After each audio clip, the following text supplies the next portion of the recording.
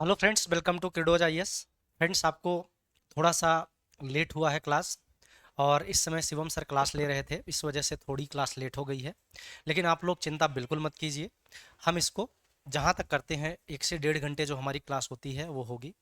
और कल की क्लास में मैंने आप लोगों से बताया हुआ था कि 1909 के अधिनियम से 1909, 1919 और 1935 जो काफ़ी बार एग्जाम में पूछा गया है। मैं इंपॉर्टेंट फैक्ट आपको लिख के बता देता हूं और वो चीज़ें आपको याद करना है, ठीक है। तो सभी जितने बच्चे आ गए हैं, इसके बाद 2 क्लास और होगी, मॉडर्न हिस्ट्री आपकी कंप्लीट हो जाएगी। और कोशिश की जाएगी अगले हफ्ते तक आपको ई बुक प्रोवाइड करा दी जाए, ठीक है फ्रेंड्स। चलिए जल्दी से सब लोग जुड़ जाइए। अभी मैं लिख के, जैसा आप पहले मैं क्लास करवाता था उसी तरीके से लिख के मैं इसको करवाऊंगा। आप लोग बस कॉन्सेंट्रेट रहना। 1909, 1919 और 1935 का जो अधिनियम है, ये 3 जो अधिनियम है, इसमें आपका कोई भी क्वेश्चन बनेगा तो गलत नहीं होगा। बस आप लोगों को ध्यान से देखना है और एक एक करके आपको समझना है। ऋषिपाल, मीता कुशवाहा, पल्लवी मिश्रा, सभी को फ्रेंड्स गुड आफ्टरनून। अनूप पाल, रीचा, सभी को गुड आफ्टरनून। चलिए स्टार्ट करें फ्रेंड्स। सभी बच्चे आ गए, स्टार्ट करते हैं अब हम लोग। राधे राधे अनूप जी। चलिए, 1919 का अधिनियम है, लेकिन मैं आपको बताऊंगा 1909 के अधिनियम से आप लोगों को कराया जाएगा। तो लिखिए, भारतीय परिषद अधिनियम 1909। भारतीय परिषद अधिनियम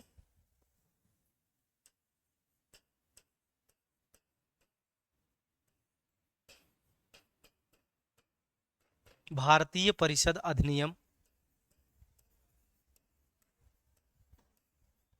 1909। इसे किस नाम से जाना जाता है? मार्ले मिंटो सुधार के नाम से जाना जाता है। किस नाम से जाना जाता है friends? Morley Minto. Morley Minto सुधार के नाम से जाना जाता है। ध्यान दीजिएगा, सुधार। मार्ले मिंटो सुधार के नाम से जाना जाता है।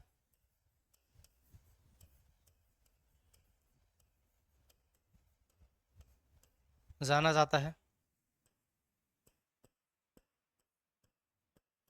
ठीक है। दूसरा आपका इसका सबसे 1909 का सबसे विवादित मुद्दा क्या था? सबसे विवादित प्रावधान, विवादित, सबसे विवादित लिखिए। सबसे सबसे विवादित प्रावधान, सबसे विवादित प्रावधान पृथक निर्वाचन मंडल था। पृथक निर्वाचन। सबसे विवादित मुद्दा क्या था? पृथक निर्वाचन था, जिसमें मुस्लिमों को केवल मुस्लिम वोट दे सकते हैं।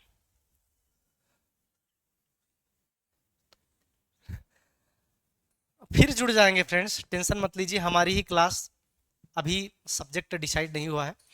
आपके साथ फिर रहेंगे। जो नेक्स्ट क्लास शुरुआत होगा, जिसका जो भी क्लास रहेगी, उसमें जिस तरीके से हिस्ट्री में आप लोगों को कॉन्फिडेंस है, जो सब्जेक्ट आएगा उसमें भी आपको उसी तरीके से कॉन्फिडेंस रहेगा जैसा आप लोगों ने हिस्ट्री में पढ़ा हुआ है, ठीक है। तो आप लोग बिल्कुल टेंशन मत लीजिएगा। मैं आप लोगों को छोड़ के कहीं जाने वाला नहीं हूँ।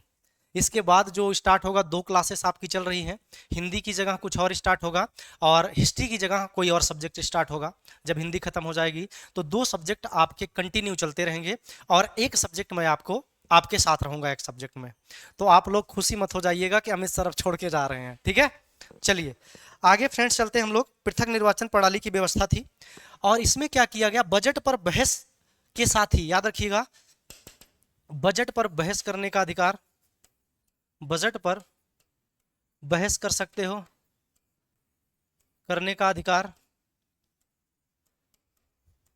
बजट पर बहस करने का अधिकार, पूरक प्रश्न पूछने का अधिकार दिया गया।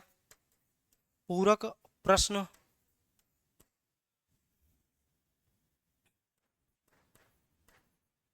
पूरक प्रश्न पूछने का अधिकार,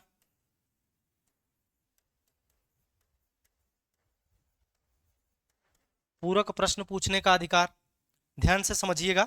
पूरक प्रश्न मैंने आपको बताया था, जैसे किसी मुद्दे पर मैंने आपसे कोई क्वेश्चन पूछा, आपने उसका जवाब दिया, फिर उस क्वेश्चन के जवाब के बदले में मैं और कोई क्वेश्चन उसी से रिलेटेड पुटअप करूं, तो इसी को क्या बोला जाता है, पृथक, सॉरी, इसी को क्या बोला जाता है, पूरक प्रश्न।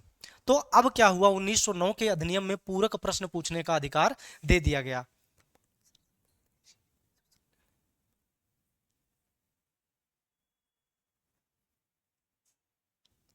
ठीक है, आगे चलते हैं।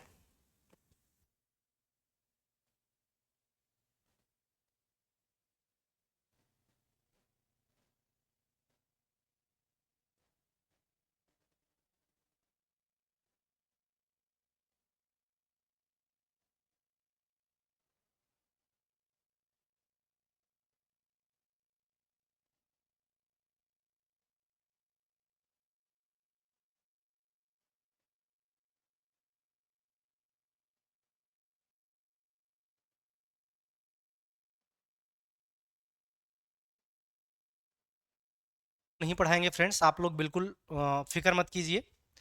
तो एक बच्चे ने Rishipal, Rishipal sir, Ilbert commission क्या था? देखिए, इल्बर्ट कमीशन क्या था फ्रेंड्स, ये रिपन के समय में आया हुआ था। इल्बर्ट कमीशन जो था, या इल्बर्ट बिल विवाद के नाम से जाना जाता है। तो इल्बर्ट बिल विवाद, सब लोग ध्यान दे लीजिएगा, इल्बर्ट बिल विवाद क्या था कि कि एक ऐसा, रिपन के कार्यकाल में इल्बर्ट ने एक ऐसा बिल पेश किया जिसमें न्यायाधीश द्वारा, जिसमें न्यायाधीश वो भारतीय न्यायाधीश रहेगा, वो अंग्रेज जो दोषी रहेंगे उनके मुकदमे को भी जो इंडियन न्यायाधीश है उसे देख सकता है। अभी तक क्या होता था, अगर कोई अंग्रेज है तो उसका जो मुकदमा होगा वो किसी भी न्यायालय में इंडियन न्यायाधीश या भारतीय न्यायाधीश नहीं दे सकता। लेकिन इल्बर्ट बिल आने से अगर मुकदमा चाहे अंग्रेजों से संबंधित रहे चाहे भारतीयों से संबंधित रहे, दोनों का मुकदमा भारतीय न्यायाधीश देख सकते हैं। तो इसका अंग्रेजों ने बड़े जोर शोर से विरोध किया कि एक अंग्रेज का मुकदमा भारतीय न्यायाधीश कैसे देख सकता है। तो इसका बिल का विवाद होता है और इसके बदले में बाद में रिपन ने इस्तीफा दे देते हैं और चले जाते हैं। तो इसी को कहा जाता है इल्बर्ट बिल विवाद। चलिए आगे चलते हैं फ्रेंड्स। तो पूरक प्रश्न पूछने का अधिकार आप समझ में आ गया, ऋषिपाल जी जो आपने क्वेश्चन पूछा था समझ में आ गया।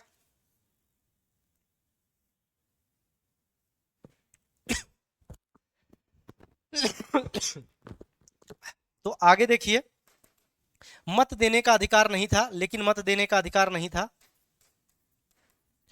मत देने का अधिकार नहीं था, मत देने का अधिकार नहीं दिया गया था इसमें। एक और लिख लीजिए, स्थानीय निकायों के विकास के लिए धन की मांग कर सकते थे। स्थानीय निकायों के विकास के लिए, स्थानीय निकायों के लिए, स्थानीय निकायों के लिए धन की मांग कर सकते थे, धन की मांग कर सकते थे।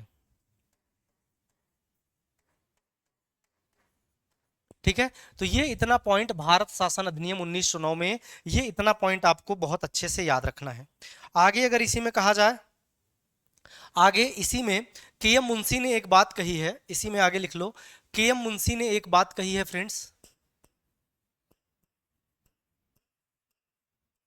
1909 के अधिनियम के संदर्भ में के एम मुंशी ने एक बात कही है। ओके सर, सर जी, हाँ, ठीक है फ्रेंड्स। तो याद रखिएगा इन्होंने क्या कहा, भारत में उभरते, भारत में उभरते प्रजातंत्र का, प्रजातंत्र का गला घोंट दिया। क्या घोंट दिया फ्रेंड्स, गला घोंट दिया। अगर आपसे कोई पूछे किस अधिनियम के बारे में के एम मुंशी ने कहा था कि इस अधिनियम ने भारत के उभरते प्रजातंत्र का गला घोंट दिया, तो 1909 के अधिनियम के बारे में के एम मुंशी कहते हैं कि भारत में जो प्रजातंत्र उभर रहा था उसका गला घोंट दिया 1909 के अधिनियम ने। ठीक है फ्रेंड्स, यहां तक कोई दिक्कत? गांधी जी ने क्या कहा, गांधी जी ने इस एक्ट के बारे में क्या कहा, गांधी जी ने इस एक्ट के बारे में कहा, यह सर्वस्व नाश करने वाला एक्ट है, यह सर्वस्व, सर्वस्व नाश करने वाला एक्ट, सर्वस्व नाश करने वाला एक्ट है। तो याद रखिएगा जो कथन आपको लिखवा रहा हूं, अगर कोई बच्चा यूजीसी नेट कभी देता है तो ऐसे क्वेश्चन काफी इंपॉर्टेंट हो जाते हैं।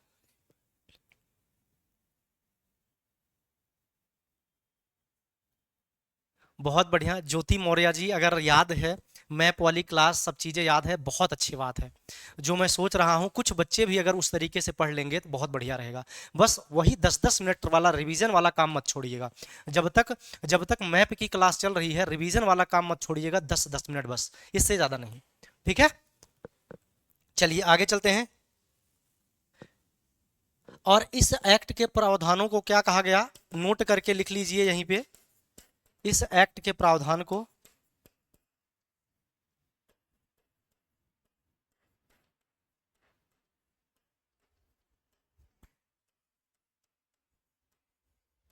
इस एक्ट के प्रावधानों को हितैषी निरंकुशवाद कहा गया। हितैषी निरंकुशवाद कहा गया। हितैषी हितैषी निरंकुशवाद कहा गया। ठीक है फ्रेंड्स, क्या कहा गया, हितैषी निरंकुशवाद कहा गया। इन सब के बारे में आप लोग याद रखना। ठीक है, अब हमारा 1909 का अधिनियम, जितने पॉइंट मैंने आपको बताए हैं ये सबसे इंपॉर्टेंट पॉइंट 1909 के अधिनियम से रिलेटेड थे। ये इसमें से आपको एक भी छोड़ना नहीं है, इतनी चीजें आपको याद होनी चाहिए। अब हम चलते हैं फ्रेंड्स 1919 के अधिनियम में। किसमें चलते हैं फ्रेंड्स, 1919 के अधिनियम में। अब आप लोग ये बताइए जो लिख के मैं बता रहा हूं ये ठीक है ना, क्योंकि ये तीनों अधिनियम काफ़ी इंपॉर्टेंट थे, यहाँ से पूछे गए हैं। इसी प्रकार से आप 1858 का देख लीजिएगा, 61 का देख लीजिएगा, 92 का देख लीजिएगा।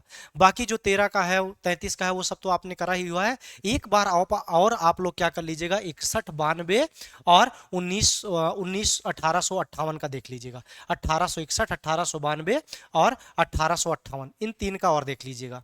अब समझ में आ रहा है सबको। चलिए अब हम 1919 के अधिनियम में चलते हैं। भारत शासन अधिनियम 1919।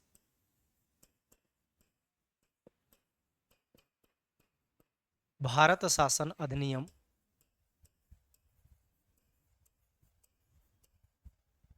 1919। इस एक्ट को किस नाम से जाना जाता है, मॉन्टेग्यू चेम्सफोर्ड सुधार के नाम से। इस एक्ट को मॉन्टेग्यू चेम्सफोर्ड सुधार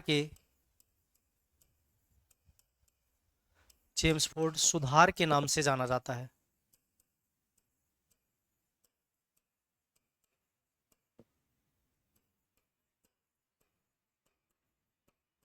जाना जाता है।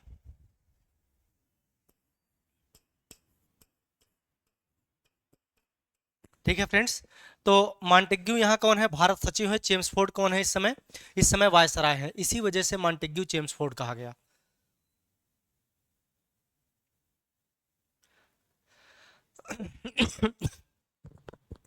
अब याद रखिएगा, पहली बार इसमें क्या किया गया, पहली बार उत्तरदायी शासन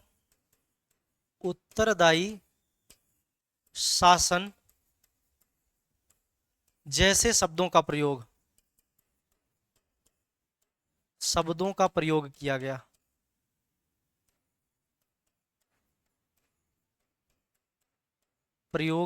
गया।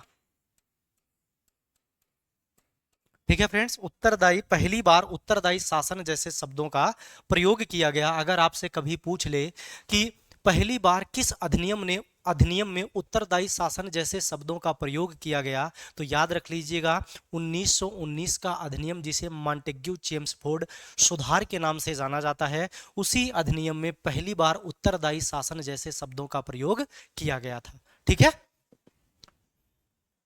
एकदम बढ़िया हूं प्रियंका जी, मैं एकदम ठीक हूं। चलिए ठीक है पल्लवी मिश्रा जी, बस दिक्कत यही थी फ्रेंड्स, अगर मैं लिखता तो कम से कम 100 क्लास चली जाती केवल मॉडर्न हिस्ट्री की। इस वजह से कुछ जगह मैंने आपको पीपीटी में दिया, अब यहाँ क्वेश्चन बहुत ज़्यादा आते हैं, इस वजह से मैंने क्या किया, फिर इसको लिखने की कोशिश की। ठीक है, केंद्र में द्विसदनी व्यवस्थापिका। अगले पेज में जाएंगे क्योंकि उसको करना पड़ेगा हमें। केंद्र में द्विसदनी व्यवस्थापिका, ध्यान से समझिएगा, समझाऊंगा। केंद्र में द्विसदनीय द्विसदनीय व्यवस्थापिका। हो सकता है आज तक ये वाला जो टॉपिक है व्यवस्थापिका वाला आपके समझ में ना आया हो, लेकिन आज आ जाएगा। केंद्र में द्विसदनी व्यवस्थापिका की स्थापना का प्रावधान। ठीक है, तो द्विसदनी व्यवस्थापिका का प्रावधान है इसमें। देख लेते हैं कौन कौन सा है फ्रेंड्स। जहां आप लोगों को डाउट लगे तुरंत आप लोग पूछिएगा। एक है राज्य सचिव। प्रथम क्या है?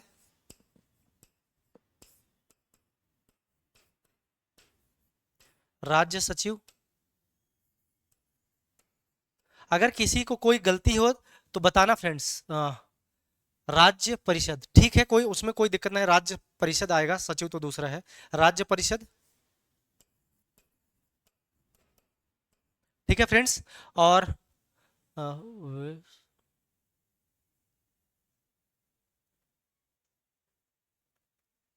वो द्वैध शासन अलग था फ्रेंड्स। जो क्लाइव को द्वैध शासन का जनक माना जाता है, वो बंगाल से रिलेटेड है।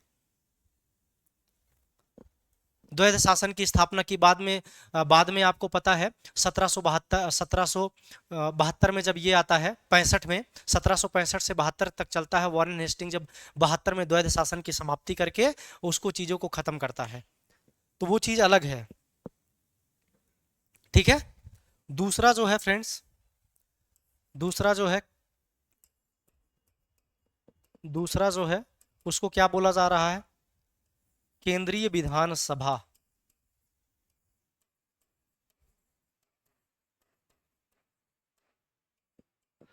ठीक है, केंद्र में द्विसदनी व्यवस्थापिका की स्थापना की गई। प्रथम को राज्य परिषद कहा गया और दूसरे को केंद्रीय विधान सभा कहा गया। जो राज्य परिषद थी, इसकी जो सदस्य संख्या थी फ्रेंड्स, सदस्य संख्या थी, कितनी थी? 60 थी। याद रख लीजिए, सदस्य संख्या कितनी थी? 60 थी। अगर आपसे पूछे कि जो 2 भागों में बटा था राज्य परिषद में, सदस्यों की संख्या कितनी होती थी? 60। इसमें क्या था फ्रेंड्स?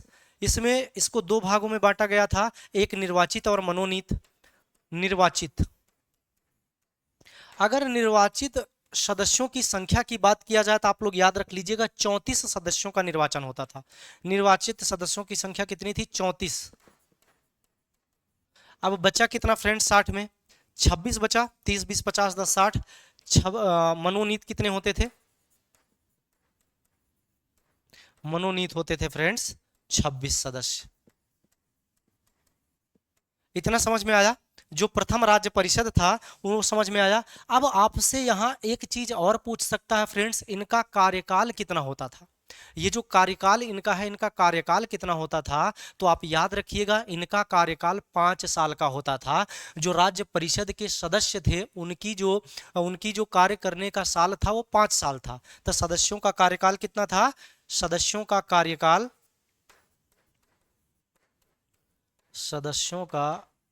कार्यकाल 5 वर्ष। ठीक है, तो अभी जैसे वर्तमान में देखो, जैसे समझाने के लिए है, लोकसभा है, राज्यसभा है। राज्यसभा की स्थिति कुछ और है, लोकसभा की स्थिति कुछ और है। इसी प्रकार से 1919 के अधिनियम में इस तरीके से व्यवस्था की गई पहली बार।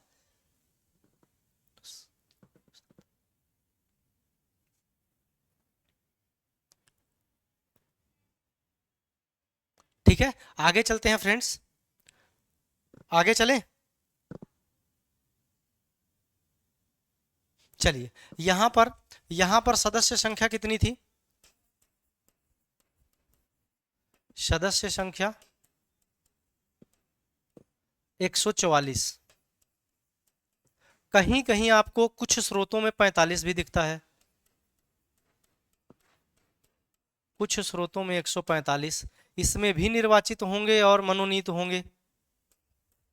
निर्वाचित की बात किया जाए तो निर्वाचन से कितने लोग चुने जाते थे? 104 मेंबर चुने जाते थे। ठीक है फ्रेंड्स, और अगर आपसे बात किया जाए मनोनीत कितने होते थे, तो 40 हो जाएंगे, मनोनीत 40, और कहीं कहीं यानी कुछ स्रोतों में 41 मिलेगा। ठीक है, इतना आप समझ गए किस तरीके से इसमें व्यवस्था की गई थी। जल्दी से बताइए।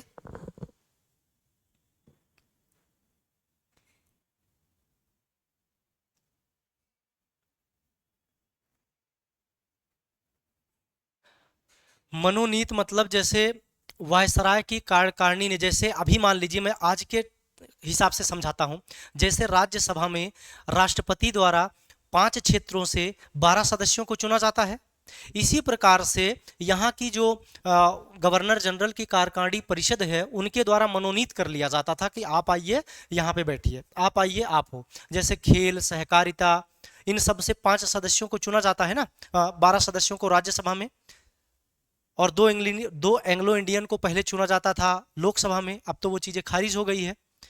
तो 12 सदस्यों को जो चुना जा रहा है, तो यही है मनोनीत करना, राष्ट्रपति द्वारा मनोनीत कर लिया जाता है राज्यसभा में। तो ऐसे ही यहाँ पर मनोनीत सदस्यों की संख्या कितनी थी? 40। यहाँ कितनी थी? 26।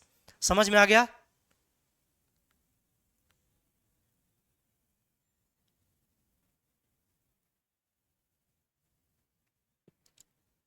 हाँ, वो ये था फ्रेंड्स, बोर्ड ऑफ कंट्रोल और बोर्ड ऑफ डायरेक्टर।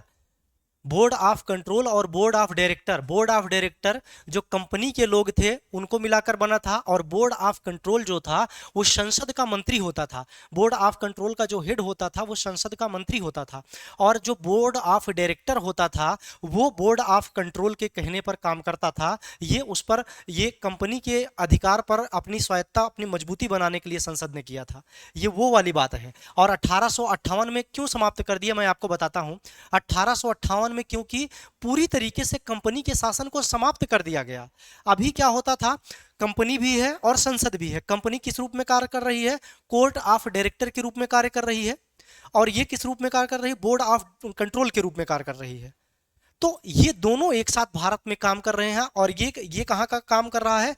ये संसद में बैठा हुआ कोई मंत्री है, उसका हेड बना हुआ है, और इसी के कहने से जो ये चीजें कर रहा है, उसी के कहने से जो जो आपका बोर्ड ऑफ डायरेक्टर है, जो कंपनी के लोग बैठे हुए हैं भारत में, वो इसका इम्प्लीमेंट कर रहे हैं। यानी बोर्ड ऑफ डायरेक्टर अपने आप से नहीं कर सकते कुछ जब तक बोर्ड ऑफ कंट्रोल ना इनको कहे।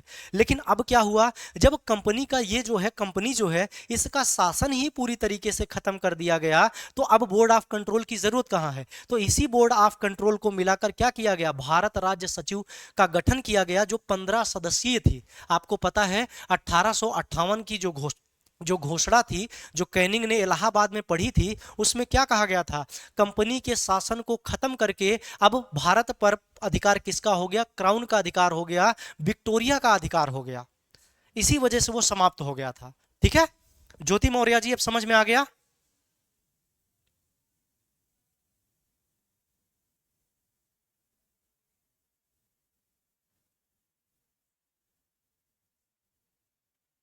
ज्योति जी, अब आपके क्वेश्चन का डाउट खत्म हुआ। वो द्वैध शासन अलग है। वो द्वैध शासन का मतलब कंपनी और संसद, ब्रिटिश संसद, दोनों मिलकर भारत में काम कर रहे हैं। एक वहीं बैठा हुआ है, आदेश दे रहा है, और जमीनी स्तर पर यहाँ बोर्ड ऑफ डायरेक्टर काम कर रही है। जल्दी से ज्योति मौर्य जी, बहुत अच्छा क्वेश्चन था आपका। अब आपके समझ में आया कि नहीं? जल्दी से बताइए, फिर हम आगे चलें। आप जल्दी से बताइए।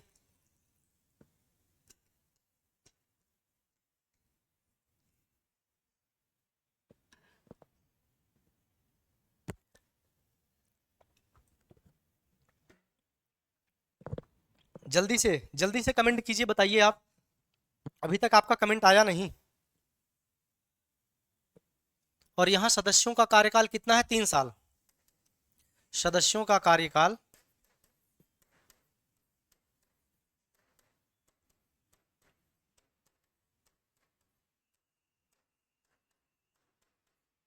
3 साल।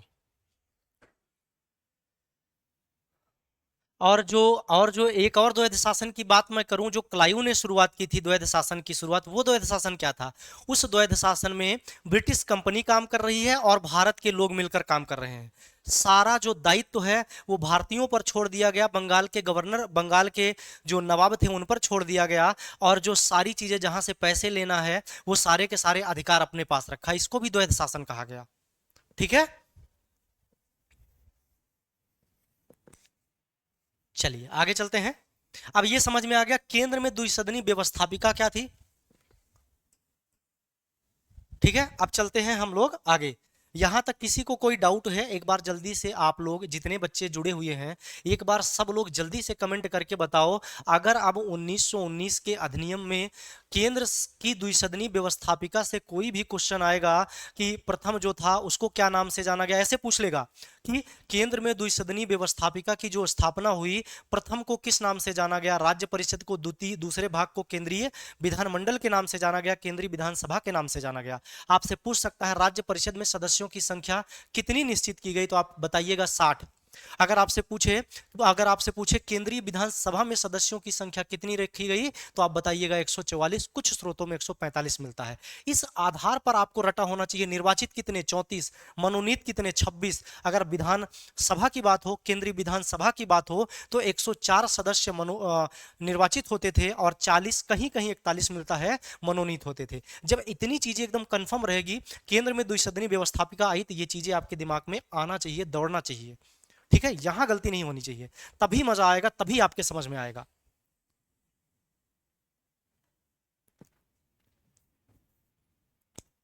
ठीक है, 1858 में वो ज्योति मौर्य जी, वो 1858 में कंपनी का शासन ही खत्म हो गया, तो द्वैध शासन का कोई मतलब ही नहीं बनता।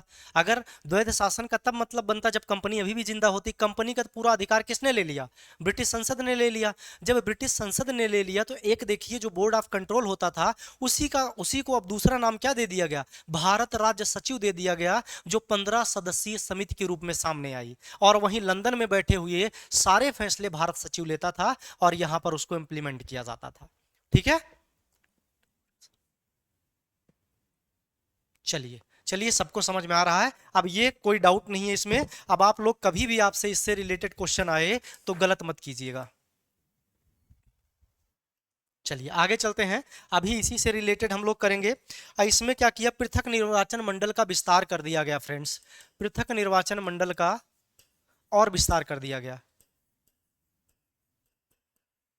पृथक निर्वाचन मंडल का विस्तार किया गया। ठीक है, अब विस्तार कैसे, पृथक निर्वाचन क्या था, 1909 का मैंने बताया था, मुस्लिमों के लिए पृथक निर्वाचन की बात की गई थी। और मुस्लिम केवल मुस्लिम को ही वोट दे सकता है, ये पृथक निर्वाचन था। ऐसे ही 1919 के अधिनियम में और बढ़ा दिया गया। किसको किसको बढ़ा दिया गया भाई, सिख, भारतीय, ईसाई, यूरोपियन। तो याद रखिएगा कौन कौन लोग अलग से फिर निर्वाचन दे दिया गया, उनका नाम लिख लेते हैं, याद रखिएगा। कभी आपसे पूछ सकता है 1919 के अधिनियम में किसको किसको दिया गया, तो सिख, भारतीय, ईसाई, सिख, भारतीय, ईसाई,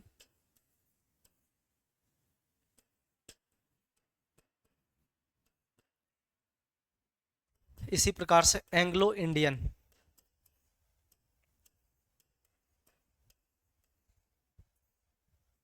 ठीक है, इनको भी क्या कर दिया गया फ्रेंड्स। चलिए, यहां तक समझ में आ गया सर।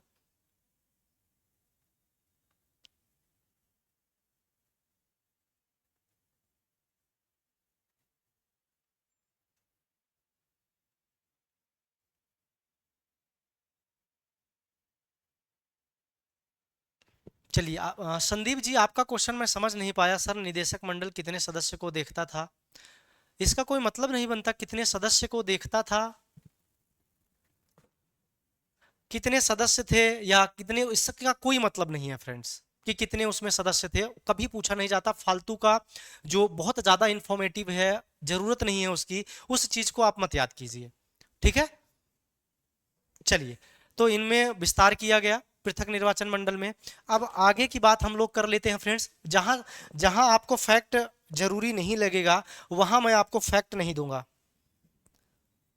प्रत्यक्ष निर्वाचन पद्धति की शुरुआत हुई,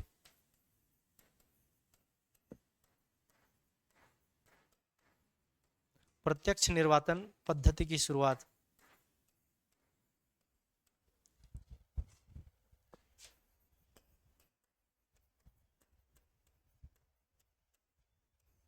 ठीक है, प्रत्यक्ष निर्वाचन पद्धति की शुरुआत 1919 के अधिनियम में हुई। अब जरा आप हमको ये बताइए फ्रेंड्स, प्रत्यक्ष निर्वाचन पद्धति की शुरुआत अगर यहाँ हुई थी तो आपसे पूछा जाए अप्रत्यक्ष निर्वाचन की शुरुआत कब मानी जाती है? जल्दी से बताइए, अप्रत्यक्ष निर्वाचन की शुरुआत कब से मानी जाती है? अप्रत्यक्ष निर्वाचन,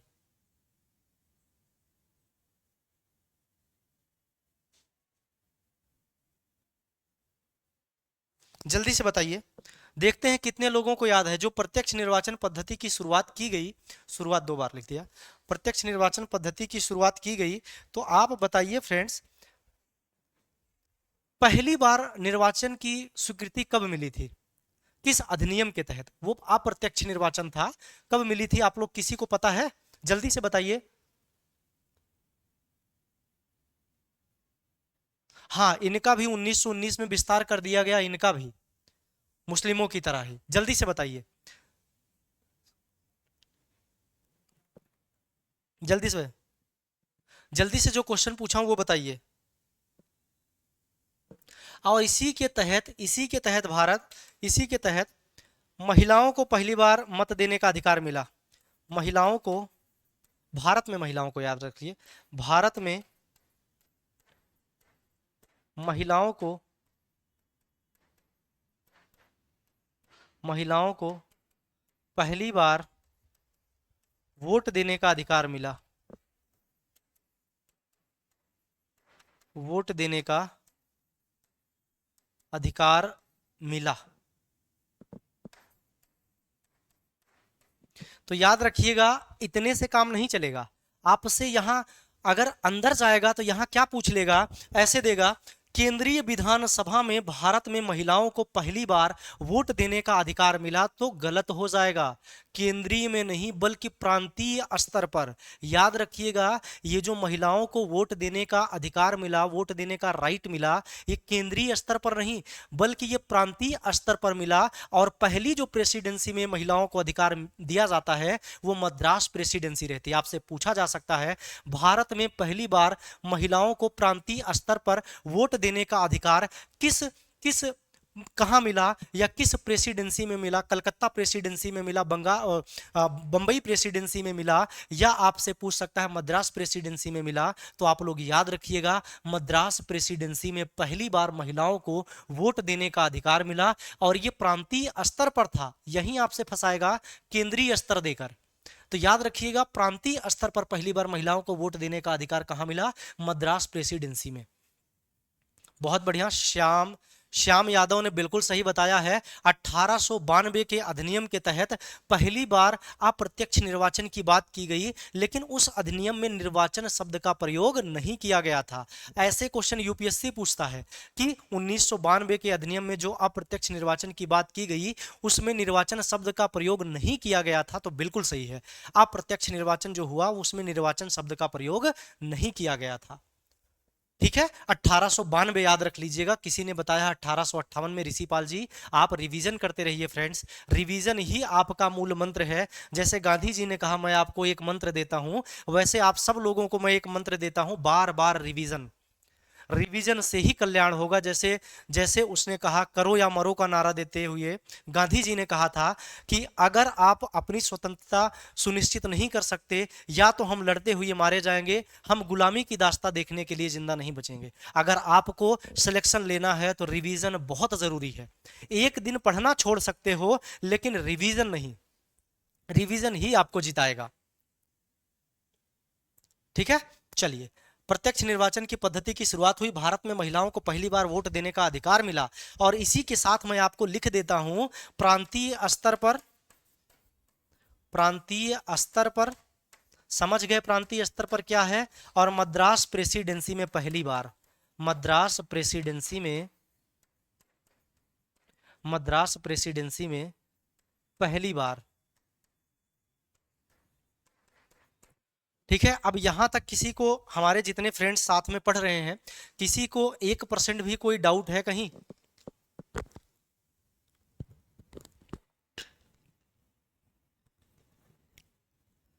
चलिए, नहीं है। लोक सेवा आयोग के गठन का प्रावधान,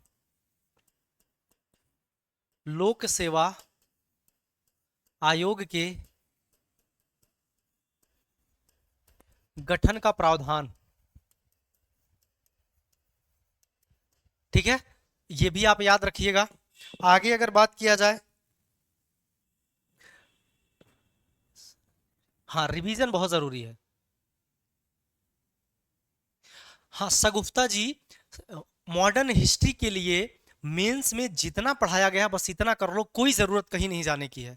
आप बस याद होना चाहिए, आपको बस आपको याद होना चाहिए। जब ये प्रावधान किया गया तो ली कमीशन का गठन किया गया। किसका?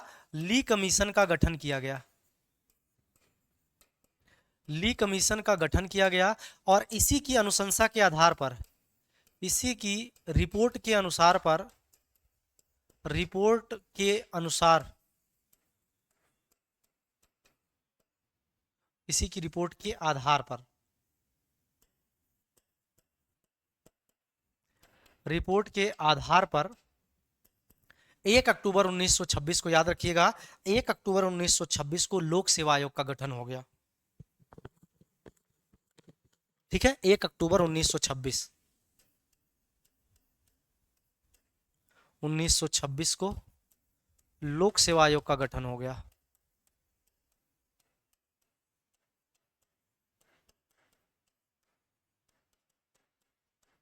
ठीक है, अब ली कमीशन अगर आपसे पूछे ली कमीशन क्या है, तो आप लोगों को अब कोई टेंशन वाली बात नहीं होनी चाहिए। ली कमीशन के बारे में अगर आपसे पूछता है,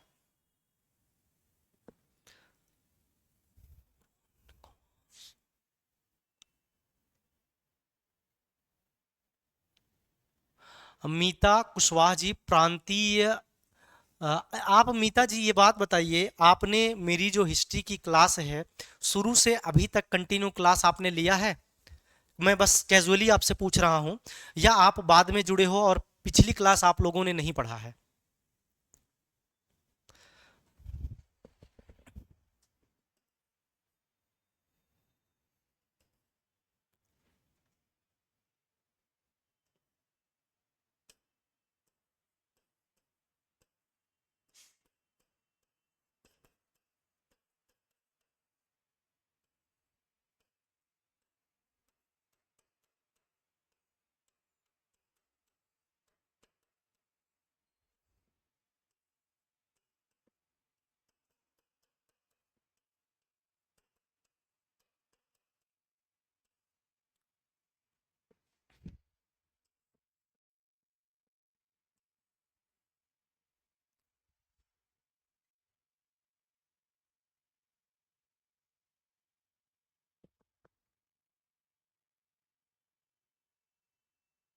ऋषिपाल जी 1925 क्या है?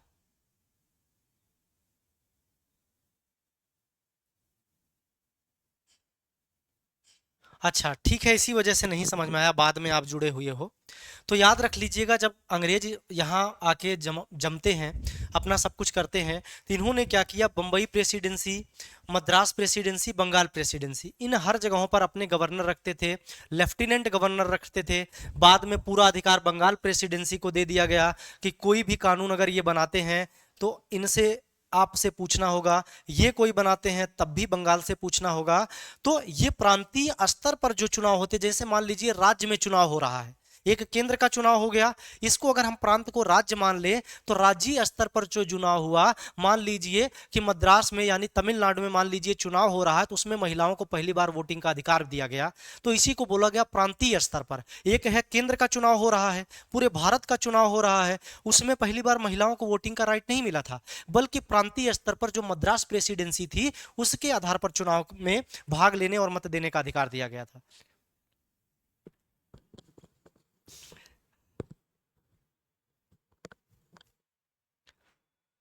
ठीक है फ्रेंड्स,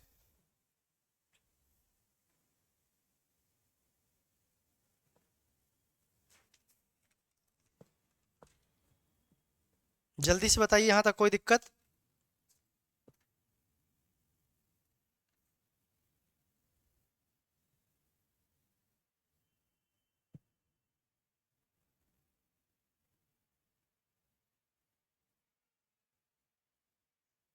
चलिए आगे चले फ्रेंड्स।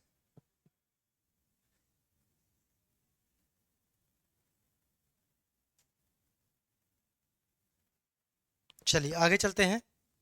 लोक सेवा आयोग का गठन। चलिए, इतना हम लोगों ने समझ लिया, अब हम आगे चलते हैं। यहाँ तक कोई दिक्कत नहीं है फ्रेंड्स। चलिए, अब हम नेक्स्ट पे चलते हैं। जी सर, चलिए। अब ये हो गया। अब आपको यहीं आगे क्या लिखना है? आगे इसमें आपको ध्यान देना है केंद्रीय एवं प्रांतीय सरकारों की जो अधिकारिता थी। केंद्रीय और प्रांतीय सरकार, एक केंद्र में सरकार है और एक सभी प्रांतों के अपने सरकार हैं। जैसे वर्तमान में केंद्र की सरकार है और हर राज्यों की सरकार है, इसी तरीके से। नहीं फ्रेंड्स, ऋचा जी एक बार आप भी देख लीजिएगा, बाकी एक बार मैं भी देख लूंगा। 1 अक्टूबर 1926 मुझे जहां तक याद है। एक बार आप भी देख लीजिएगा, मैं देख लूंगा एक बार, ठीक है? एक बार आप भी देख लीजिएगा सभी लोग। लोक सेवा आयोग का गठन 1924, शायद लोक सेवा आयोग का गठन है। एक बार आप देख लीजिएगा, हो सकता है मेरे से ही कंफ्यूजन हो गया हो, लेकिन मुझे जहां तक याद है 1 अक्टूबर 1926, ठीक है? एक बार देख के मैं इस पे इसको क्वेश्चन मार्क बना देता हूं। अगर ठीक लगेगा आप लोग एक बार सर्च करिएगा, अभी आपके पास टाइम है तो इसको मैं सुधरवा दूंगा, ठीक है? चलिए आगे चलते हैं। इस एक्ट के तहत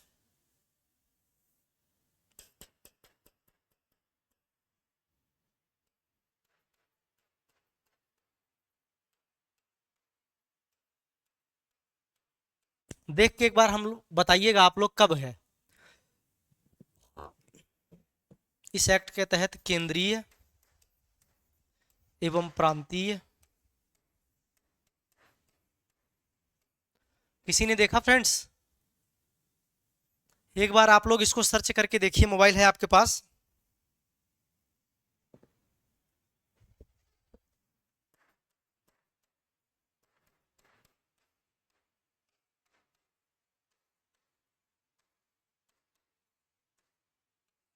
अधिकारिता को अधिकारिता को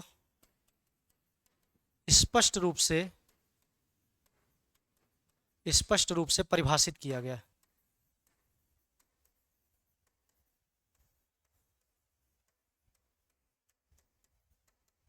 ठीक है, घटना चक्र में 1926 है, 1926 ही है सर। ऋचा जी, 2-3 बच्चे का कमेंट आया है, 1926 ही बोल रहे हैं। 1 अक्टूबर 1926, 1 अक्टूबर मुझे पता है। तो एक बार आप भी अपने हिसाब अपने तरफ से देख लीजिएगा। 1926, 1 अक्टूबर 1926, अर्चना पटेल। तो ऋचा जी आपने कहाँ से पढ़ा जो आप 1924 बोल रही हैं? जल्दी से एक बार बताइए, 1924 आपने कहाँ पढ़ा था? कहाँ, किस जगह का डाटा है जो आपने 1924 बताया?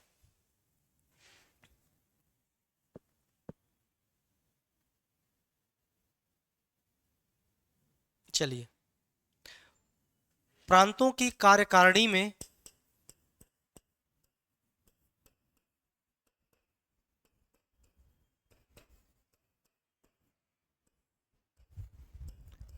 द्वैध शासन, ये वाला द्वैध शासन जो आप लोग पढ़ते हो, प्रांतों की कार्यकारिणी में द्वैध शासन की शुरुआत। अब ये क्या था द्वैध शासन? ध्यान से समझिएगा, ये अलग है। और जो मैंने आपको ये बताया है, कहाँ गया? जो मैंने केंद्र में द्विसदनी व्यवस्थापिका, केंद्र में द्विसदनी व्यवस्थापिका, जैसे लोकसभा है, राज्यसभा है, समझिएगा। केंद्र में द्विसदनी व्यवस्थापिका, जैसे वर्तमान में आप देखोगे राज्यसभा है, लोकसभा है, कुछ इस प्रकार से इसका गठन किया गया है। अब आगे जो मैं आपको बताने चल रहा हूं, ये वाला प्रांतों की, ये क्या है? प्रांत में, प्रांतों की कार्यकारिणी में द्वैध शासन की शुरुआत। यहां भी मान लीजिए 2 टाइप के संस्थाएं बनी हैं, एक हस्तांतरित विषय होगा, एक आरक्षित विषय होगा। हस्तांतरित जो विषय होगा वो भारतीयों को सौंप दिया जाता है, और आरक्षित विषय अंग्रेज स्वयं लेके बैठ जाते हैं, जिसमें पैसे से संबंधित मुद्दे रहते हैं, बहुत सारी जो इंपॉर्टेंट चीजें रहती हैं, सुरक्षा से संबंधित मुद्दा रहता है, जिससे ब्रिटेन को जो लाभ होता है वो सारा आरक्षित में रख दिए, और हस्तांतरित विषय जिसमें उत्तरदायित्व ज्यादा रहता है वो भारतीयों को सौंप दिए। जैसे शिक्षा हो गया, भारतीयों को सौंप दिया। अब उनके पास पैसे नहीं है तो शिक्षा कहां से देंगे? स्पेक्ट्रम में 26 है, 26 सही है। चलिए 26 ही होगा फ्रेंड्स, 3-4 लोगों का आया हुआ है, तो मैं यहां से मैं इसको क्वेश्चन मार्क को हटा देता हूं, ठीक है? चलिए, शुरुआत। और प्रांतीय विषयों को दो भागों में बांट दिया गया। प्रांतीय विषयों को, जो प्रांत के विषय हैं, प्रांतीय विषयों को दो भागों में बांट दिया गया। दो भागों में बांट दिया गया। ठीक है, चलिए देखते हैं दो भागों में जो बांटा गया है।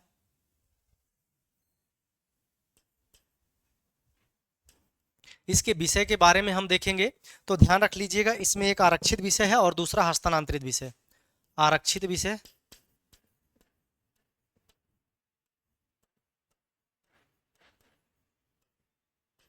और आपका एक हस्तांतरित विषय है।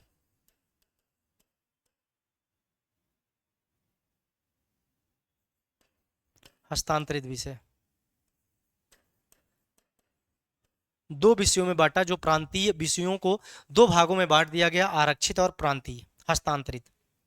तो जिसमें भूमि, वित्त, न्याय, जैसे फ्रेंड्स भूमि कर, वित्त, न्याय, ये सब किसमें रखा गया फ्रेंड्स? आरक्षित विषय में। पुलिस, पेंशन, अकाल, पुलिस, पेंशन, अकाल इत्यादि ये आरक्षित विषय में रखे गए, और भी बहुत सारे हैं आरक्षित विषय में। वहीं हस्तांतरित विषय की बात करोगे आप, शिक्षा, स्थानीय स्वशासन, शिक्षा, ये विषय आप लोग समझ रहे हो फ्रेंड्स? सर पहले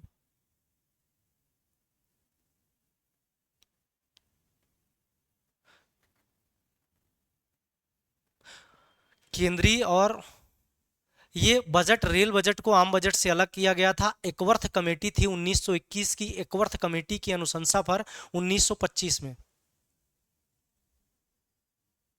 ठीक है, एकवर्थ कमेटी की अनुशंसा के आधार पर।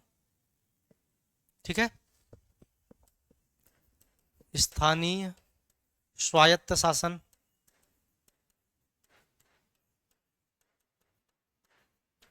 कृषि, ये सब किसमें रखे गए? हस्तांतरित विषय। ये भारतीयों से रिलेटेड था, भारतीय इसके हकदार थे, और ये अंग्रेज अपने पास रखते थे। ये वाले अंग्रेज अपने पास रहते थे। हाँ, मैसेज सोमो, सोमो, सोमो जी मैसेज आ रहा है। Good afternoon. ठीक है, चिकित्सा भी इसी में है, सार्वजनिक निर्माण विभाग भी इसी में है,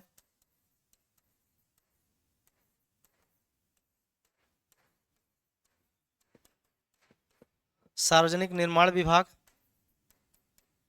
ठीक है, बाकी अधिकतर आरक्षित में है। अब देखिए शिक्षा कहाँ से देंगे? स्थानीय स्वशासन की बात आएगी, कृषि, चिकित्सा, सार्वजनिक निर्माण विभाग, ये सब किसको दिया गया? हस्तांतरित विषय, जो भारतीय यहाँ पे लोग हैं, भारतीय लोग यहाँ पर हैं। और ये किसके अंडर में है? ये अंग्रेजों के अंडर में है।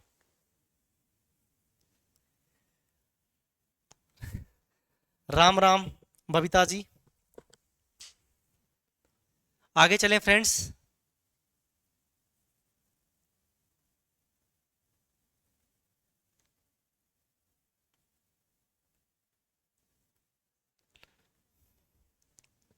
उस टाइम नितिन पटेल जी, उस टाइम मंत्रालय नहीं था। हाँ, एक प्रकार से आप मंत्रालय समझ सकते हो।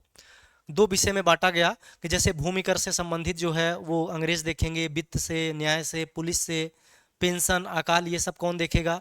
अंग्रेज देखेंगे। और आपको शिक्षा को बढ़ावा देना है, स्थानीय स्वशासन का अच्छे से लागू करना है, कृषि को बढ़ावा देना है, चिकित्सा सही तक लोगों से पहुंचे वो करना है, सार्वजनिक निर्माण विभाग भी हस्तांतरित विषय में रख दिया। इनके पास पैसे हैं नहीं, तो इन सब पे कैसे काम करेगा भारत? तो ये इनकी जो मंशा थी, बहुत गंदी मंशा थी अंग्रेजों की। हाँ, मैसेज जा रहा है। सोनू, आपका तो डॉट डॉट दिख रहा है, पता नहीं चल पा रहा है। ठीक है, अब 1919 के अधिनियम से रिलेटेड हमने जितनी इंपॉर्टेंट चीजें थी फ्रेंड्स, कहां से स्टार्ट किया था हम लोगों ने? 1919 के अधिनियम से हम लोगों ने जितने इंपॉर्टेंट पॉइंट हो सकते थे, जो पूछे जा सकते थे, हम लोगों ने कर लिया है। अब अगला अगला जो टॉपिक होगा फ्रेंड्स वो कौन सा होगा? 1935 का अधिनियम। क्या होगा फ्रेंड्स?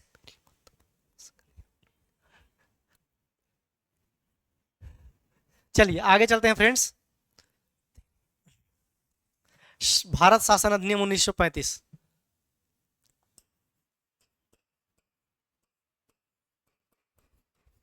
भारत शासन अधिनियम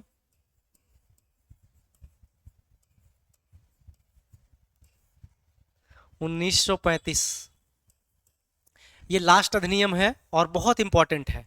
लास्ट अधिनियम है, बहुत इंपॉर्टेंट है। इसको हम लोग खत्म करेंगे, ठीक है।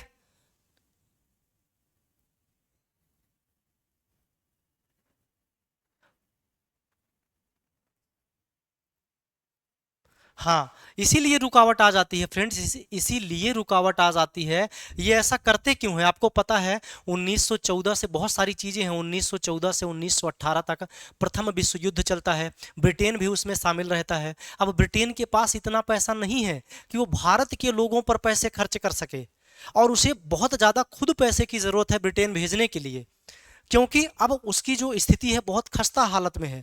बहुत कुछ खो चुका है, बहुत सारे सैनिक मारे गए हैं प्रथम विश्व युद्ध में, महंगाई अपने चरम पर है, खाद्यान्न का संकट है। अब सोचिए ये सब जो विषय लिया उन्होंने, इन सब से क्या किया? 1919 के अधिनियम ला के ये दिखाना चाहा कि हमने विषयों को बांट दिया। और किया क्या उन विषयों में? जहां से पैसे मिलते उसको उसको अपने पास रखा, और जहां जहां उत्तरदायित्व था शिक्षा, चिकित्सा, कृषि, सार्वजनिक निर्माण विभाग, ये सब किसको सौंप दिया कि लो भारतीयों मैं आपको देता हूं, आप जैसे मन मन करे वैसे विकास करो। अरे आप पैसे दोगे तभी तो हम विकास करेंगे। सारे पैसे वाला काम आप कर रहे हो, सारा भूमि कर आप रख रहे हो, जितनी चीजें न्याय आप कर रहे हो, हमें आप दिए क्या हो? इसी वजह से अब इनके पास पैसे नहीं थे तो कैसे खर्च कर पाए। और अंग्रेजों की भी इस टाइम मजबूरी इसलिए थी क्योंकि उनको ज्यादा से ज्यादा पैसे चाहिए था। ब्रिटेन भेजने के लिए प्रथम विश्व युद्ध समाप्त हुआ रहता है, फिर अपनी इकोनॉमी अच्छे से चलाने के लिए। ये सारी चीजें लिंक हैं दोस्तों एक दूसरे से। जब आप थोड़ा ब्रॉड में पढ़ोगे तब समझ में आएगा। ऐसे ही 1919 का अधिनियम नहीं आया था, ऐसे ही इसको दो प्रांतों में, दो विषयों में नहीं बांटा गया। बहुत सोच समझ के इन लोगों ने ये सब काम किया था।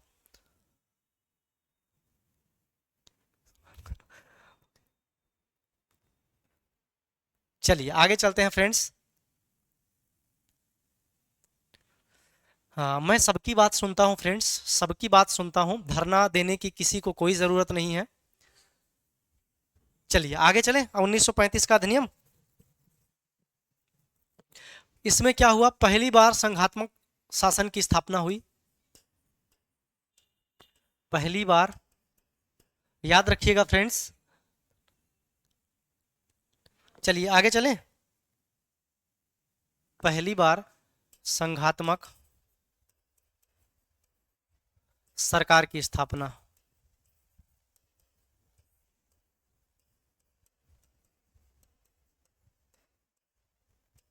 ठीक है, तो याद रखिएगा 1935 के अधिनियम में पहली बार संघात्मक सरकार की स्थापना की बात की गई।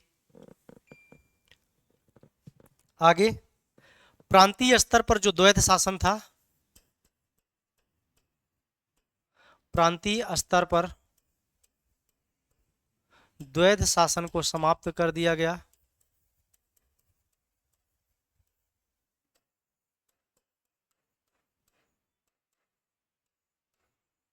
द्वैध शासन को समाप्त कर दिया गया। द्वैध शासन को समाप्त कर दिया गया। अब मैं इतना डिटेल में आप लोगों को बता रहा हूँ, पीपीटी टाइम नहीं मिलेगा पीपीटी पढ़ाने का, तो पीपीटी आपको दे दूंगा, भिजवा दूंगा, आप लोग स्वयं से पढ़िएगा, क्योंकि चीजें आप लोग समझ लिए हो। ठीक है, ये हमारी बात आप सब लोग।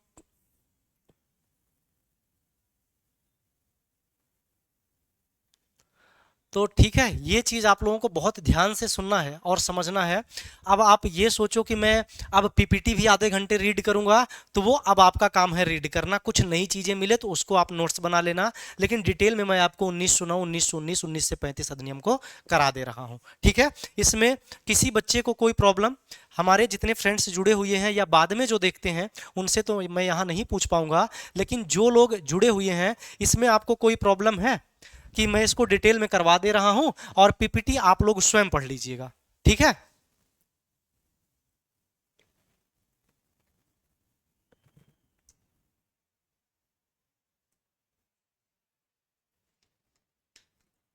हाँ तो वही तो मैंने बताया है, 1 अक्टूबर 1926। चलिए इंदु गुप्ता का आंसर आ गया है, पढ़ लेंगे हम, बहुत अच्छी बात है फ्रेंड्स, पढ़ लोगे आप तो। अब समाप्त कर दिया गया, और केंद्र में द्वैध शासन की शुरुआत कर दी गई। केंद्र में द्वैध शासन की शुरुआत कर दी गई, केंद्र में द्वैध शासन की शुरुआत।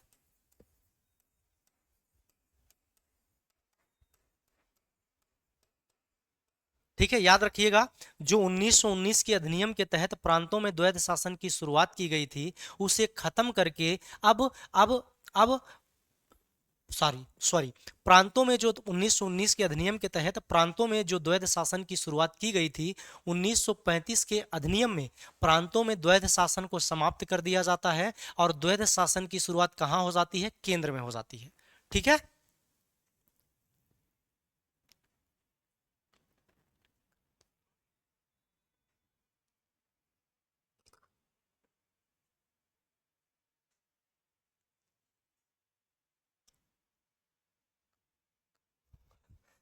ठीक है, ठीक है, कोई बात नहीं, मैं आपको यही समझा दूंगा, याद करवा दूंगा इसी से। और प्रांतों में स्वायत्ता का प्रावधान, प्रांतों में स्वायत्ता दी गई, प्रांतों में स्वायत्ता का प्रावधान। अभी इसका मतलब क्या हुआ? प्रांतों को स्वायत्त कर दिया गया, इसका मतलब क्या हुआ? अभी तक जो सारे विषय, अच्छे वाले विषय जहां से पैसे की उगाही होती थी, अंग्रेज ने ले लिया था आरक्षित विषय वाले में। अब क्या किया? अब द्वैध शासन को समाप्त कर दिया गया, और भारतीय लोगों को सारे विषय एक प्रकार से सौंप दिया गया, प्रांतों को स्वायत्ता दे दी गई। अब उस पर केंद्र का, यानी गवर्नर जनरल या वायसराय, इस टाइम तो वायसराय था, वायसराय का बहुत ज्यादा प्रभाव नहीं रहेगा। आप लोग अपने हिसाब से देखिए, बढ़िया कीजिए, क्योंकि दबाव बन रहा था इन लोगों के ऊपर। हाँ बहुत बढ़िया, अगर आप लोग संडे में देख लेते हो तो। बर्मा को भारत से पृथक किया गया, याद रखिएगा, बर्मा को भारत से पृथक किया गया।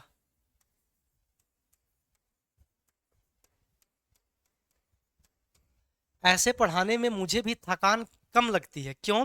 क्योंकि कंटिन्यू बोलना नहीं पड़ता है। पीपीटी में क्या रहता है फ्रेंड्स? 1.5 घंटे कंटिन्यू बोलना रहता है, तो वहाँ थकान ज़्यादा लगती है, गला सूखने लगता है। लेकिन इस तरीके से पढ़ाने पे अच्छा तो लगता है, याद भी होता है, लेकिन क्लास बहुत लंबी खींच जाती है। इस वजह से कहीं कहीं पीपीटी का सहारा लिया जाता है।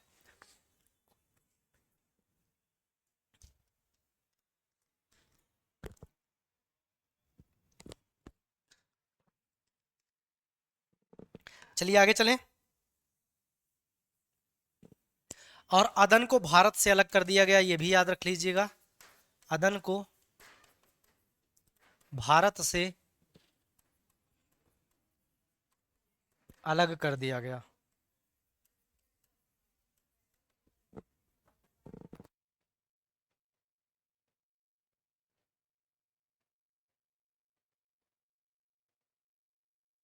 अदन को भारत से अलग कर दिया गया, ये भी आपको ध्यान रखना है फ्रेंड्स। ठीक है, चलिए आगे चलते हैं, आगे चलें,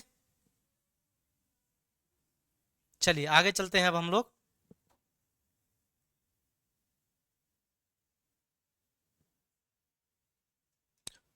अलग कर, ऐसे लिख लो, अलग कर एक एक क्राउन कॉलोनी बना दिया, क्राउन कॉलोनी।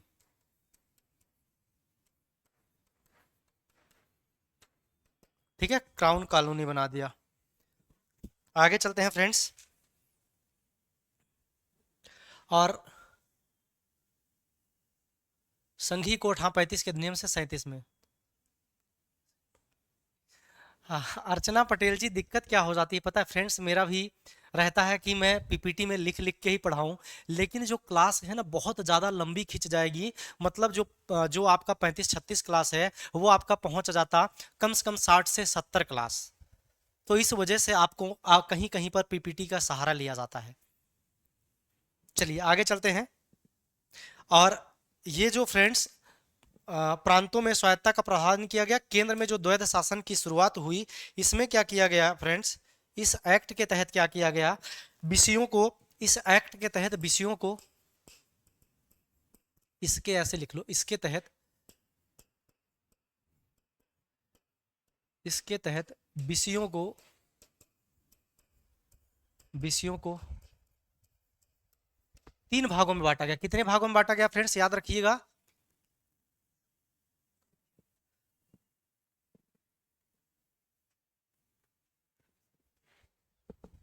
इसके तहत विषयों को 3 श्रेणियों में बांटा गया। श्रेणियों या विषयों में 3 श्रेणियों में बांटा गया। जो आज वर्तमान में आप देखते हो, केंद्र सूची, राज्य सूची, समवर्ती सूची, आप जल्दी से बताइए केंद्र सूची, राज्य सूची, समवर्ती सूची वर्तमान में किस किस भाग अनुसूची में है, किस अनुसूची में है, किस अनुसूची में ये विषय दिए गए हैं, जल्दी से बताइए।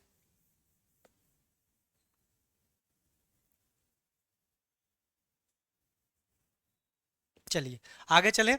3 श्रेणियों में कौन कौन से बांटे गए देख लेते हैं इसको। संघ सूची, राज्य सूची और समवर्ती सूची, याद रखिएगा। संघ सूची,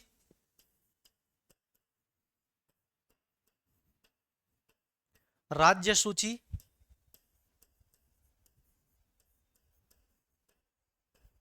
और समवर्ती सूची।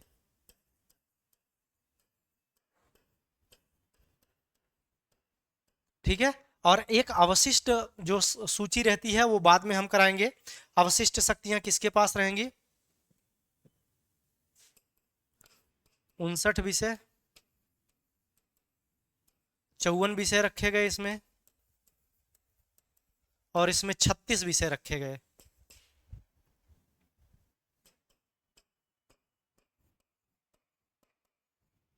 ठीक है। और अगली लाइन जो आपको लिखना है, अवशिष्ट शक्तियां किसके पास रहेंगी?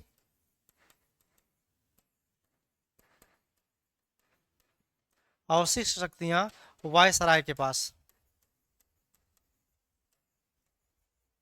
वर्तमान में अवशिष्ट शक्तियां किसके पास हैं? केंद्र के पास।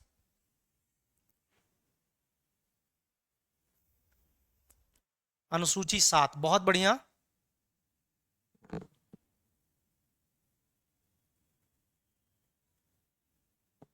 आगे, फेडरल सेवा आयोग, फेडरल सेवा आयोग, राज्य सेवा आयोग, राज्य सेवा आयोग, 2 या 2 से अधिक, 2 या 2 से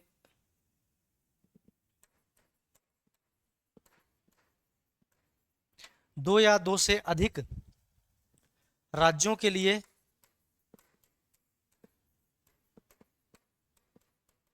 यहां तक किसी कोई दिक्कत है? 7वीं अनुसूची, हाँ फ्रेंड्स ये हो गया है। संयुक्त सेवा, 2 या 2 से अधिक राज्यों के लिए संयुक्त सेवा आयोग, संयुक्त सेवा आयोग के गठन का प्रावधान। ठीक है, तो याद रख लीजिएगा, इसको भूलिएगा नहीं।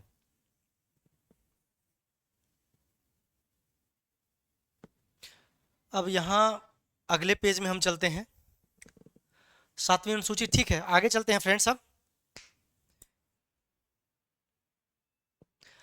अब क्या हुआ, आप याद रख लीजिएगा। 1 अप्रैल, कब फ्रेंड्स? 1 अप्रैल 1937, 1 अप्रैल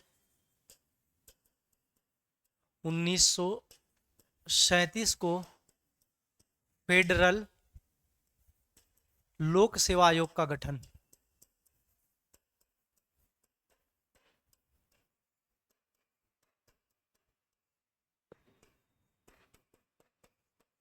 ठीक है, यहां तक कोई दिक्कत?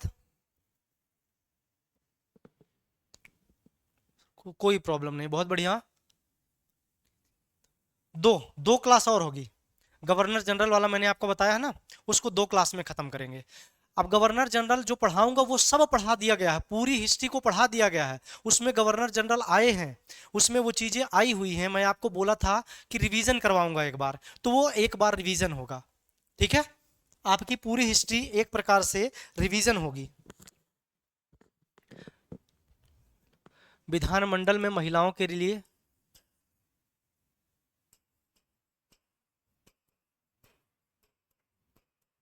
विधानमंडल में महिलाओं के लिए आरक्षण का प्रावधान।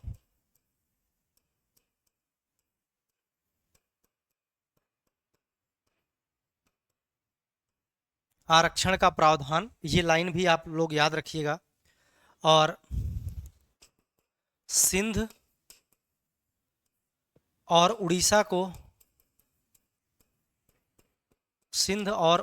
को अलग प्रांत बनाया गया।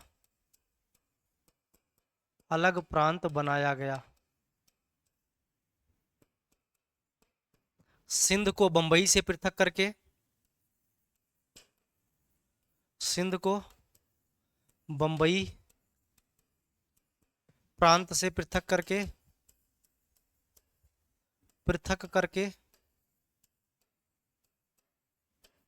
तथा उड़ीसा को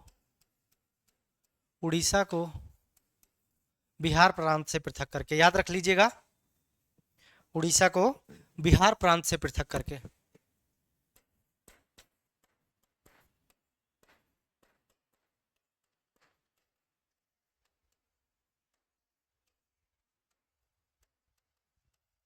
ठीक है, तो ये समझे, ये लाइन समझे।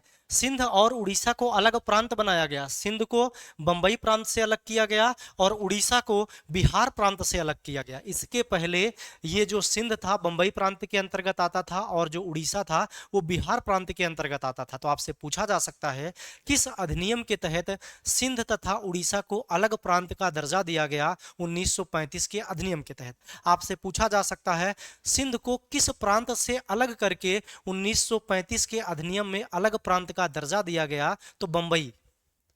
समझना क्वेश्चन कैसे आएगा। फेडरल का मतलब होता है फ्रेंड्स कि जिस तरीके से अमेरिका में फेडरल है, फेडरल शासन मतलब राज्यों का अलग अपना सब कुछ, केंद्र का अलग।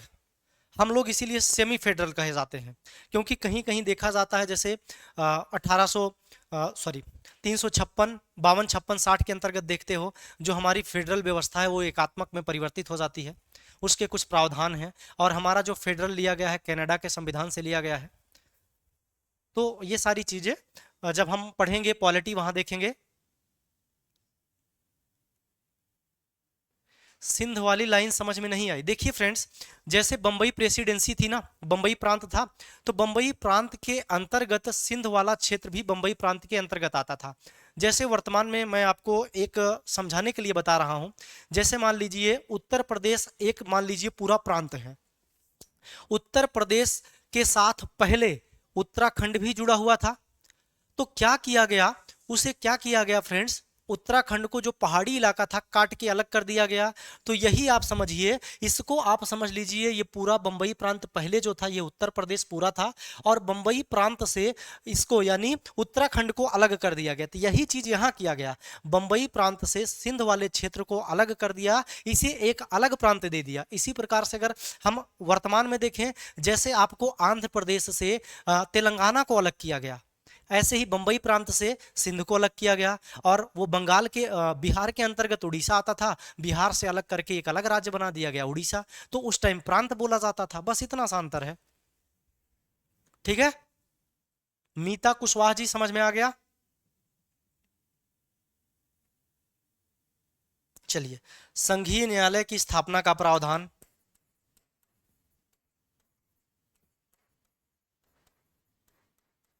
संघीय न्यायालय की स्थापना का प्रावधान।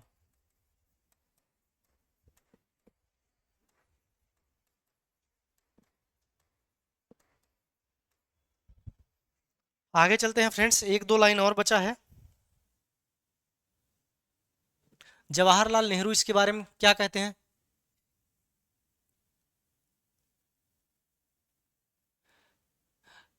यूपी के प्रांत में नितिन पटेल जी, मैंने समझाने के लिए बताया यूपी के प्रांत। ये जो है शुरू में देखिए आप, जो संयुक्त प्रांत था उसमें अवध का पूरा क्षेत्र यूपी आता था और भी चीजें आती थी। संयुक्त प्रांत कहा जाता था। ठीक है, चलिए आगे चलते हैं इसमें। जवाहरलाल नेहरू ने क्या कहा था?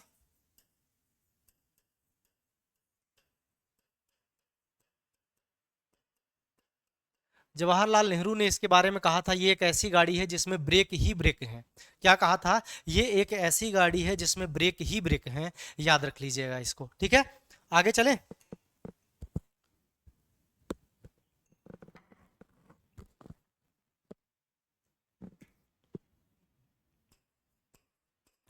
यह एक ऐसी कार है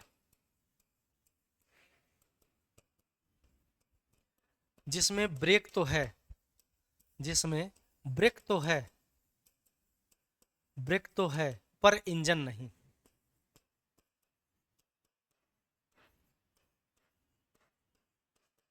पर इंजन नहीं है। ये किसने कहा था? जवाहरलाल नेहरू ने, ठीक है। और इन्होंने ही क्या कहा था? दास्ता का अधिकार पत्र कहा था। दास्ता का अधिकार पत्र।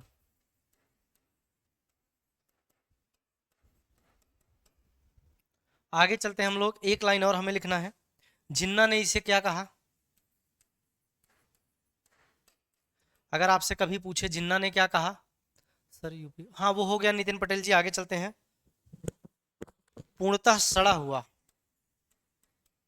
पूर्णतः सड़ा हुआ तथा बुरा,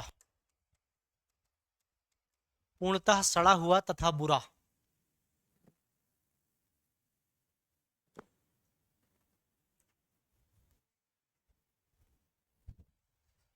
तथा बुरा कहकर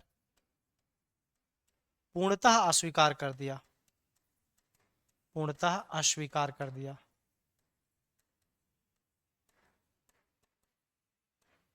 तो आपका 1935 का अधिनियम समाप्त होता है। अब देखिए पीपीटी सिर्फ दिखाऊंगा, पढ़ाऊंगा नहीं। 1919 का अधिनियम, हस्तांतरित आरक्षित विषय, स्वशासन, शिक्षा, अस्पताल, उद्योग, कृषि, जो विषय हैं सब इसमें देखिए, ये चीजें आपको दिखेगी। देखिए यहाँ मैंने आपको बोला ना, कहीं कहीं 144 दिखता है, कहीं कहीं 145 दिखता है, बाकी 144 ज़्यादा सही है। यहाँ भी देखिए 145 लिखा हुआ है, तो 144 ज़्यादा मान्य है, कहीं कहीं 145 मिलता है।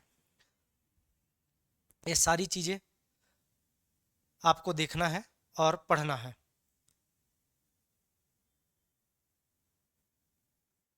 उन्नीस सौ पैंतीस का अधिनियम देखिए, विषय वाले की बात करा, 59, ये 36 ये बता ही चुका है, ठीक है। तो ये चीजें आप स्वयं इसको पढ़ोगे, एक बार आप लोग इसको पढ़ लीजिए। मेन मेन जो पॉइंट था हम लोगों ने क्या किया है फ्रेंड्स, बता दिया है, ठीक है। तो ये चीजें थी आपकी, ठीक है। तो चलिए हम क्लास यहीं पर ख़त्म करते हैं फ्रेंड्स। अगर मैं ये पढ़ाता तो लिखा नहीं पाता, अब लिखा दिया हूँ, पढ़ आप लोग लीजिएगा। चलिए आज की क्लास हम लोग यहीं पर ख़त्म करते हैं। हमारा भारत पूर्ण संघीय नहीं है, पूर्ण संघीय अमेरिका का है। हमारा अर्ध संघीय सेमी फेडरल के रूप में आता है। सेमी फेडरल कनाडा से जो लिया गया है, कनाडा वाला फेडरल जो है वो हमारे भारतीय संविधान ने अपनाया है। जो एक्चुअल में फेडरल है वो अमेरिका है।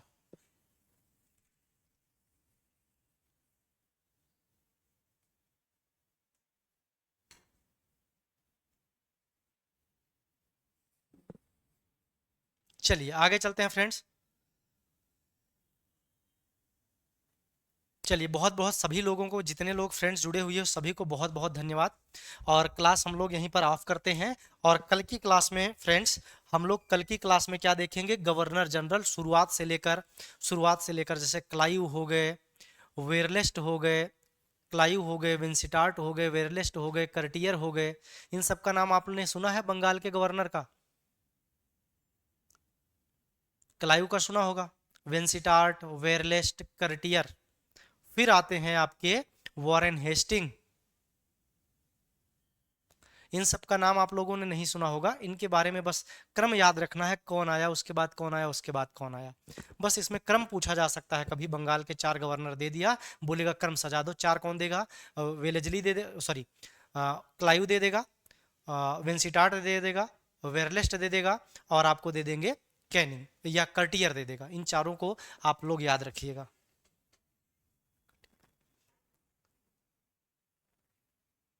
चलिए चलिए फ्रेंड्स, पीपीटी में डाउट कैसे पूछोगे? पीपीटी जब अगले दिन मैं आऊंगा तो वैसे पीपीटी में कोई डाउट नहीं होगा।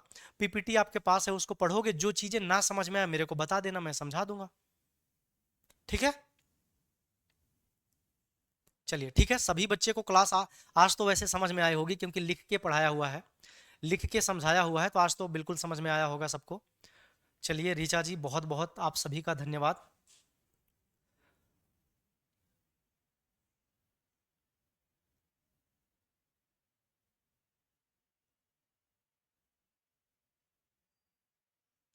चलिए ठीक है, सभी को फ्रेंड्स नमस्ते, बाय बाय। हाँ, इसका ई बुक जल्दी प्रोवाइड करा दिया जाएगा फ्रेंड्स, ई बुक प्रोवाइड करा दिया जाएगा। चलिए आज की क्लास हम यहीं पर ख़त्म करते हैं।